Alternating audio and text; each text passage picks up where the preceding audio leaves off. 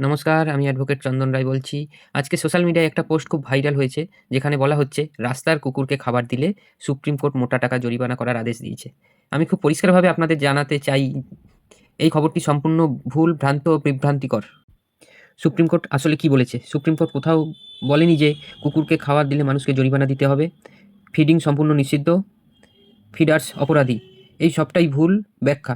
Court যা বলেছে তা হলো রাস্তার কুকুরকে ভ্যাকসিন বাধ্যতামূলক, যত্রতত্র রাস্তায় বসিয়ে খাবার দেওয়া যাবে না, নির্দিষ্ট জায়গায় খাবার দিতে হবে, ডগ বাইট হলে রাজ্য সরকারের দায় এড়াতে পারবে না, মানুষের নিরাপত্তা ও পশুদের কল্যাণ দুটোই একসাথে রক্ষা করতে হবে। অ্যানিমেল বার্থ কন্ট্রোল রুলস ২০০১ ও ২০২৩ অনুযায়ী কুকুরকে খাবার দেওয়া অপরাধ নয়। কুকুরকে ট্রিটমেন্ট করা আইনসম্মত, তবে জনসাধারণের অসুবিধা সৃষ্টি করা যাবে না। কখন সমস্যা হবে?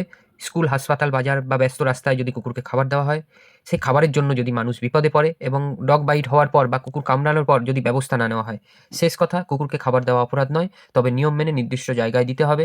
ভাইরাল পোস্টটি ভয় দেখিয়ে ভুল তথ্য ছড়াচ্ছে।